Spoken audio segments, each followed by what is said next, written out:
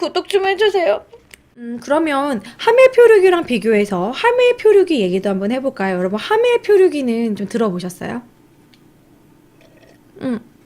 베트남 갔다 온 사람도 있고 필리핀 갔다 온 사람도 있어요. 그건 이따가 얘기하려고 했는데 베트남에 갔다 온 사람은 김대왕이라고, 그거는 조금 이따 얘기해보죠. 하멜 표류기 얘기하고서 해볼게요. 동의전에서는 국내성 천도가 태조왕 때로 간의 삼국사기에는 무슨 이유로 유리왕 때 국내성 천도?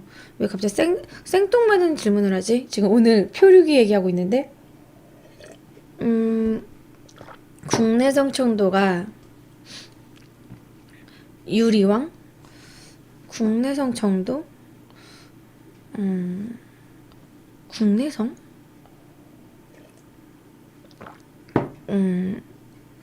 그거 막 장수왕 뭐 나오는 그 부분 얘기하시는 건가? 아무래도 우리나라는 삼국사기 그 위주로 좀 정치사를 공부하는 게 맞고, 아직 그 동의전에 있는 거는 좀 증거가 불확실하기 때문에 그렇게 배우는 것 같아요. 제가 아는 바로는 그렇게 대답해야 될 것 같고요. 일단 주제에 맞는 얘기를 할게요. 자, 채팅창에서 하멜은 1653년에 제주도에서 표류를 한 사람이에요. 우리나라에 표류를 하러 온 사람들은 거의 대부분의 표류를 했을 때 딱 도착한 곳이 거의 제주도예요. 그래서 하멜 표류기와 관련된 내용은 뭐 여러 개 만화로도 나오고 책으로도 참 많이 나오고, 하멜은 많이 들어보셨을 거예요. 뭐 그 제주도에 가면은요, 하멜 표류기와 관련된 그런 박물관이 있어요. 제주도에 가면은 막 그런 거 하멜 기념비도 있어요. 제주도에 그 하멜 기념관도 있고 하멜 기념기도 있고, 이 하멜 일행이 우리나라에 와가지고 이것저것 뭐 전해준 것도 많고, 그리고 하멜이 표류기를 씀으로써 우리나라의 그런 정치, 사회, 경제 여러 가지 모습을 유럽 사람들에게 전달해 줬거든요. 근데 사실 얘가 탈출해가지고 전달해 줄 수 있었지, 우리는 안 보내주려고 그랬어. 얘네가 거의 14년 동안 우리나라에 압류되어 있었어. 안 보내줬어요. 그래가지고 한 14명 정도 일행이 왔는데, 그 중에 구체적으로 얘기하면 한 명은 곤장 먹다 죽고, 이게 17세기에 이 하멜이 네덜란드 사람인데요. 이 네덜란드 사람들의 이 외모가 우리나라 입장에서 봤을 땐 진짜 키가 크고 코가 높고 눈이 파랗고 정말 특이하게 생긴 그런 얼굴이었어요. 왜냐면 그 특히 네덜란드는 유럽에서도 세 번째로 키가 큰 나라 중에 하나거든요.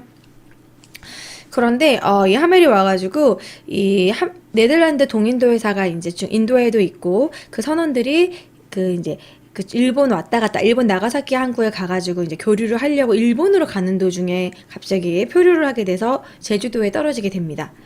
그런데 이제 얘네들은 이제 남만인, 남쪽에 있는 사람들이다 해서 남만인이라고 지칭을 하면서 한양으로 데려가요. 대화가 안 통하니까. 근데 한양에 누가 있었기 때문에 데려왔냐면, 이미 네덜란드 사람, 이미 표류돼가지고 아예 우리나라에 발붙이고 사는 박연이라는 사람이 있었어요. 이 박연이라는 사람이 또 되게 재미있는 사람인데, 어떻게 보면 또 안타깝기도 하고, 박연의 원래 이름이 얀손 벨테브레라고 해요. 그래서 자기 이름이 얀이기 때문에 그냥 박시성을 하사해서 너 그냥 여기서 붙어 살아라. 그래서 박연으로 발음해서 박연이 된 건데, 이제 역사적인 인물 박연을 검색해보면 두 명이 나와요. 세종대왕 때 뭐 음악을 정리했던 박연이 있고요. 피리를 잘 불었던 박연이 있고요. 그리고 인조 때의 박연은 바로 제가 지금 말한 외국에서 온. 그래서 이제 박연의 박씨를 화란박씨라고 하거든요. 그래서 지금 남아있는 화란박씨가 박연의 후손이 아닐까 그렇게 보고 있고요. 이 박연은 왔는데, 이게 이 박연이 이제 그 총포라던가 무기를 만드는 기술이 좋았기 때문에 안 보내줬어. 우리나라에서 무기 만들라고 잡아두고, 박연이랑 자기 동생이 아니라 동료들 두 명이 더 있었는데, 이때 당시 우리나라가 정묘호란 병자호란 당시였거든요. 그래서 원래 우리나라에 표류가 되면 중국으로 압송하는 게 맞았는데, 이때 중국하고 사이가 워낙 안 좋았고 중국이 이때 청나라였잖아요. 그래서 이 외국 사람을 이용해서 우리가 무기를 만들어가지고 청나라를 치는데 우리가 도움을 받아야겠다 해가지고 박연이 와서 실제로 우리나라에서 화포를 개발하고 무기를 만듭니다. 그래서 박연이 개발한 화포인데요, 홍위포. 이게 이제 네덜란드 스타일이라고 해요. 이렇게 만들고, 그리고 결혼도 합니다. 박연이란 이름을 가지고 또 무과에 급제하고 우리나라에서 벼슬을 받고 아예 살아요. 그래서 우리나라 사람이랑 결혼해가지고 일남 일녀를 둬요. 그래서 어느 정도 박연은 그냥 돌아가는 걸 포기하고 우리나라에서 생활을 어느 정도 그냥 만족하고 포기하고 살지 않았나.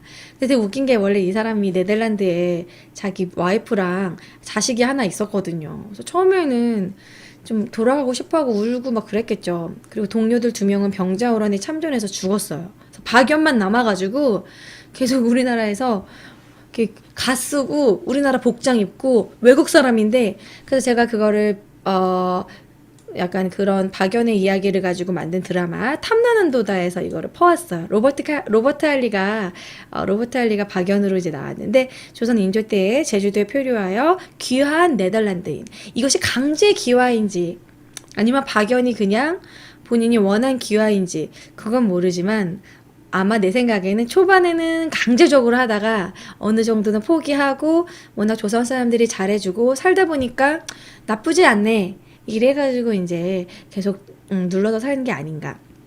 훈련도감에서 무기를 제조하는 일을 담당했습니다. 이 훈련도감에 관한 것은 바로 제가 저번 주에 우리나라 오군영에 대해서 조선 후기 오군영, 뭐 훈련도감, 어영청, 수어청, 뭐 금이영, 뭐 이런 거, 총영청 이런 거 공부할 때 훈련도감이 제일 먼저 만들어졌었죠. 임진왜란 때 만들어진 포수, 사수, 살수, 삼수병으로 되어 있는. 특히 거기서 포수가 중요했기 때문에 이때 박연이 여기서 이제 화포라던가 네덜란드식 그런 화포, 신식, 서양식 소총 이런 것들을 박연이 만들게 돼요. 그래서 우리나라에게는 솔직히 꼭 필요한 인물이었죠. 그래서 홍위포 같은 경우도 만들었고. 그래서 아무튼 하멜 얘기를 하다가 박연을 얘기하게 됐는데, 아무튼 박연하고 하멜하고 만나서 처음에는 막 울면서 부둥켜 안고 울었다고 합니다. 그래서 하멜이 박연을 보고 얼마나 반가웠겠어요. 아니, 조선에 네덜란드 사람이 있다니, 대화가 통하는 사람이 있다니. 근데 참 웃긴 게, 박연은 이미 우리나라에 와서 한국말이 익숙해졌기 때문에 포르투갈어를 까먹었어, 많이. 그래서 대화가 처음에 잘 안 됐대. 생각이 잘 안 나. 한국말이 더 쉬워. 그러다가 이제 어느 정도 이제 좀 대화가 되고 막 둘이 울면서 이제 하멜이 우리 돌아갈 방법이 있는 건가 했더니, 이제 박연이 너 기대하지 마. 나도 못 갔어. 나 지금 살고 있는 것 봐. 얘네들 안 보내줘. 그래가지고 힘들 거라고. 내가 몇 차례 보내달라고 했지만 역시 보내주지 않았다. 막 그런 얘기하고, 이제 하멜 이제 일행은 멘붕이죠, 멘붕. 뭐지? 그래서 안 보내주고 뭐 했냐면은 일 시켰어요. 처음에는 막 곤장을 치고 그랬거든요. 그래서 하멜 표류기에 표현한 그림이에요. 조선시대 와가지고 곤장을 맞았다. 왜냐면 얘네들이 몇 번 도망가려다가 잡혔거든. 그리고 심지어 곤장을 25대 맞고 한 명은 죽었어. 너무 불쌍해요. 괜히 우리나라 와가지고 곤장 맞다가 죽었어. 이 곤장이라는 게, 옛날에 곤장을 20대 이상 맞으면 죽을 수도 있는 것이 엉덩이가요. 곤장을 20대 이상 맞으면 엉덩이가 터져요. 쓰라리고. 근데 그게 골맞을 때 이제 옛날에는 뭐 소독약도 없고 무조건 된장 바르고 막 그러잖아요. 그래서 그거를 잘 치료를 못하면 엉덩이가 썩어서 죽어요. 그래서 이 중에서 한 명은 곤장 맞고 죽었다는 거죠. 곤장을 표현한 그림 스타일은 본인 다 자기네 유럽 스타일이야. 엉덩이 까고 있는 거 이제 곤장 맞은 걸 하멜 표류기에서 표현한 그림입니다. 아무튼 하멜 얘기를 마무리 접을게요. 어쨌든 하멜은 처음에 와가지고 이제 압송을 당합니다. 갑자기 서울로 압송당해요. 원래는 제주도에 있다가 이제 뭐 이런 거 박연이 만들었던 뭐 홍위포 이런 거 하멜 기념관에서 찍은 사진인데요. 근데 열흘 만에 한양에 도착을 해요. 자, 그 다음에 또 어떤 사진이냐면 뭐 하멜과 관련된 하멜의 상선을 재현한, 이거 배에 떠 있거든요. 이렇게 하멜의 상선을 재현한 그림. 그리고 자, 핸드릭 하멜이라는 사람에 대해서. 자, 이 사람은 네덜란드에서 태어나서 비교적 부유한 가정에서 태어났었는데, 당시 젊은이들 사이에 불고 있었던 해양 열풍, 이때 유럽은 막 신학로 개척 그런 거 앞두고 막 아시아에 대한 그런 환상적인 그런 기대, 뭐 아시아에 가면은 금은보화가 많고, 뭐 인도란 나라에 가면은 엄청나게 좋은 물건들이 많고, 이런 무역으로 큰 돈을 벌 수 있고 뭐 그런 게 있었대요. 그래서 네덜란드 동인도회사 소속의 선박에 포수로 입사하고 하멜은 병졸에서 조수를 거쳐 곧바로 서기로 승진했고 하멜이 서기였기 때문에 이 사람이 표류기를 쓸 수 있게 있었던 겁니다. 글을 쓰는 사람이었기 때문에. 그리고 13년간 조선에서 생활하다가 조국으로 돌아갔고 경위를 보고하고자 쓴 하멜 일지는 조선의 내부를 세계 최초로 알린 하멜 표류기가 외국에서 우리나라를 처음으로 접하게 된 그런 내용인데요. 그러면 하멜 표류기 내용은 어떨까요? 보면은요. 지금 우리나라 조선시대랑 좀 비슷한 것도 있지만 조금 웃긴 것도 많아요.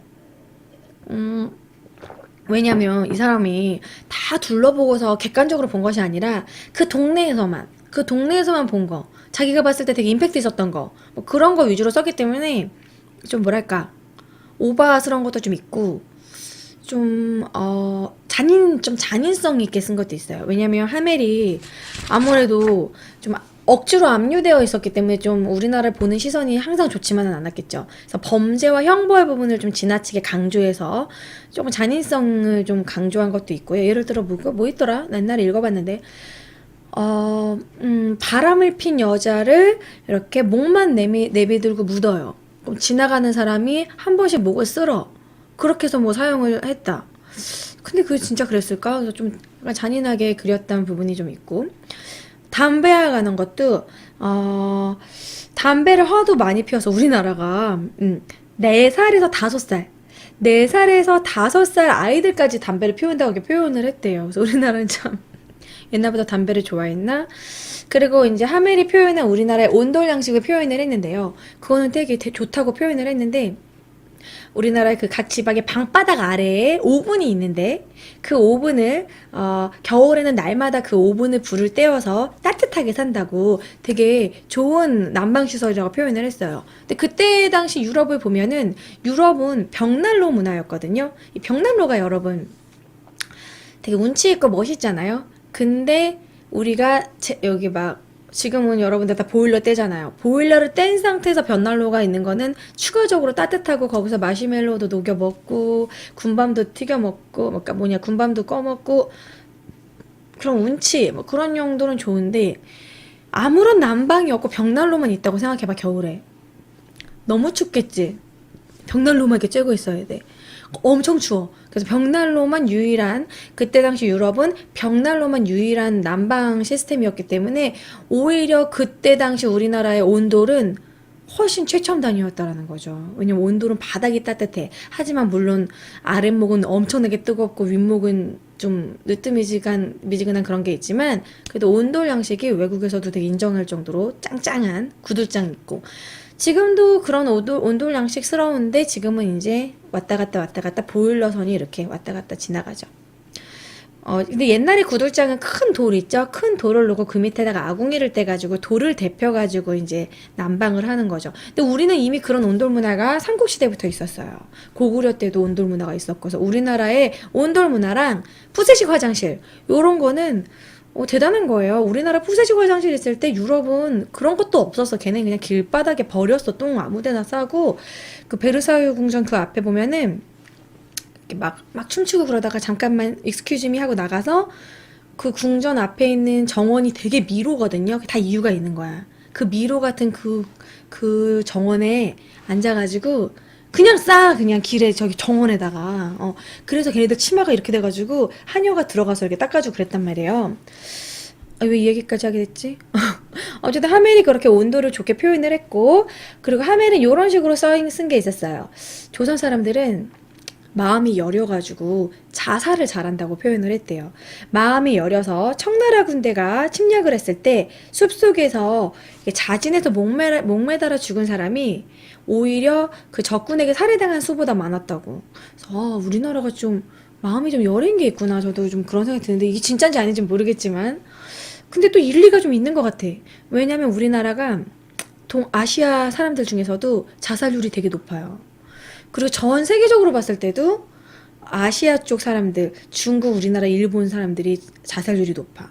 아마 한중일 중에서 우리나라가 제일 높지 않을까 싶어요. 확실히 지금 제가 모르겠는데 아무튼 우리나라가 자살률이 높은 나라 중에 하나예요. 멘탈이 약한가? 열애설하기보다는 잡히면 더 심하게 고생해서 죽은 거 아닐까요? 물론 그럴 수도 있겠지만 멘탈이 강하고 막 강한 민족이라면 어떻게든 싸워본 다음에 죽지 않았을까? 그렇잖아요. 적군하고 싸워보지도 않고 스스로 자살한다는 거는 좀 마음이 약한 부분도 좀 있지 않을까.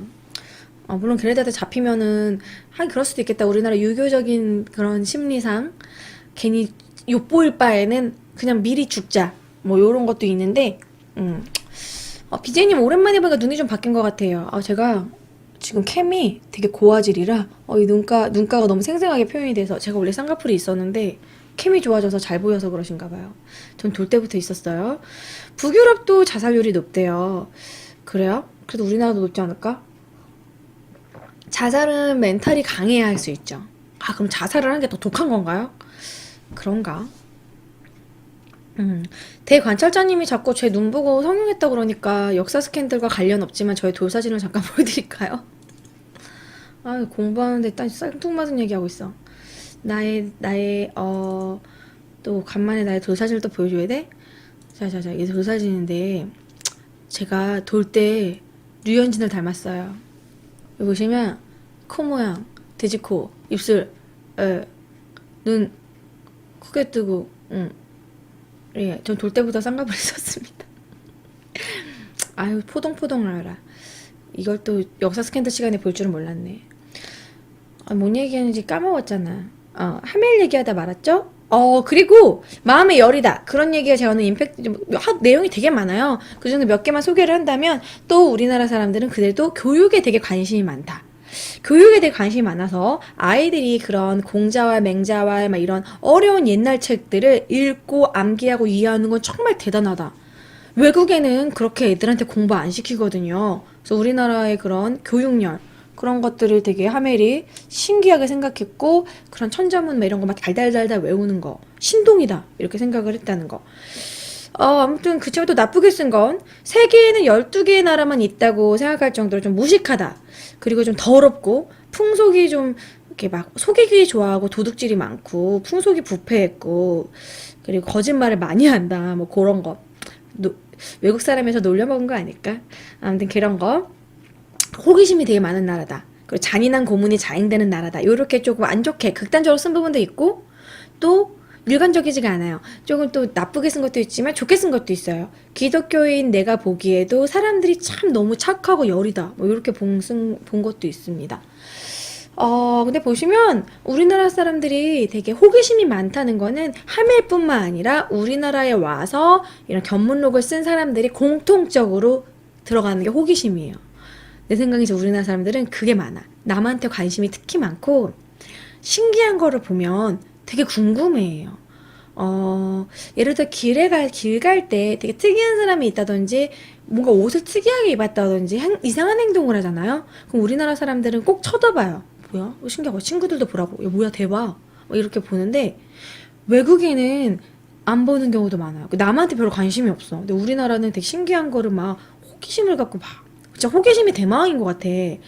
진짜 내가 이렇게 신기한 게 저는 외국에 간 적이 영국밖에 없어서 영국에서 제가 친구랑 2층 버스 타고 지나가는데 진짜 어떤 외국 여자가 무슨 일을 당했는지 모르겠지만 옷을 다 벗었는데 되게 얇은 이불로 이렇게 감싸고 다리를 그 타워 브릿지였어요. 저는 관광 중이었죠. 타워 브릿지를 유유히 지나가는 거예요. 우리나라 막 무슨 양화대교 같은 그런 데 지나가는 거예요. 그래서 나는 뭐야 대박 뭐야 되게 막 하루 뭐 되게 남자친구랑 싸웠나? 뭐지? 왜 옷 없어서 어떻게 안 쪽팔린가? 막 이러고 나는 막 이러고 봤는데 근데 주변을 봤더니 그 2층 버스가 뚜껑 없는 2층 버스였거든요. 나는 막 당연히 다 모두가 그 여자 보고 있을 거라 생각했는데 나랑 내 친구만 봐.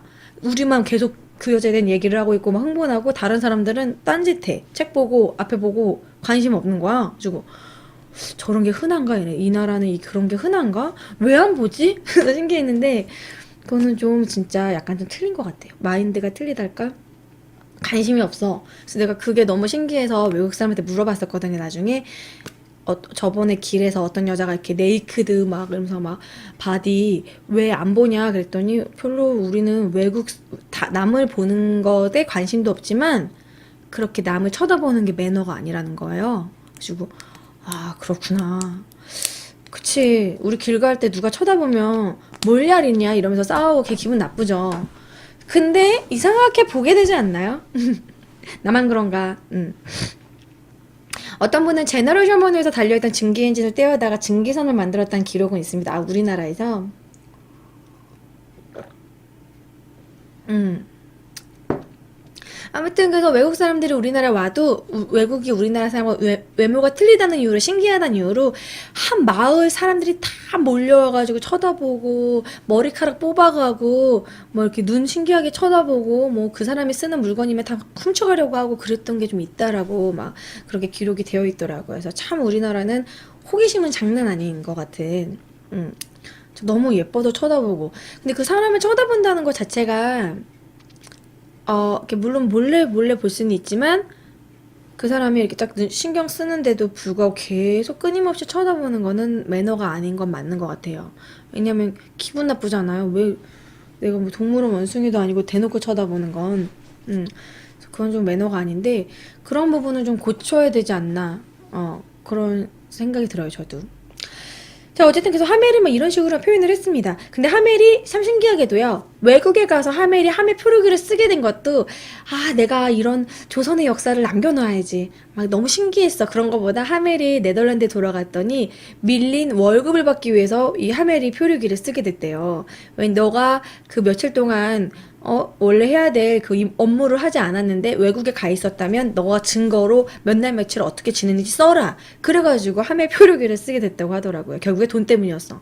너무 밀린 월급 때문에 쓰게 됐고, 하지만 그런 결과 유럽에 조선이라는 우리나라가 처음으로 오픈되고 구체적으로 표현된 게 바로 하멜 표류기였다라는 거죠.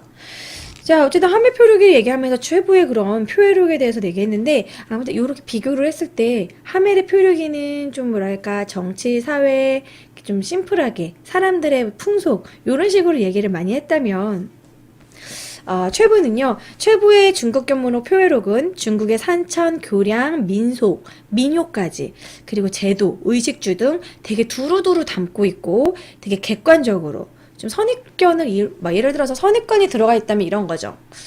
이상한 옷을 입는다. 냄새 난다. 이상하다. 좀 천해 보인다. 뭐 이런 식의 본인의 그런 생각을 좀 배려하고, 이렇게 배제하고,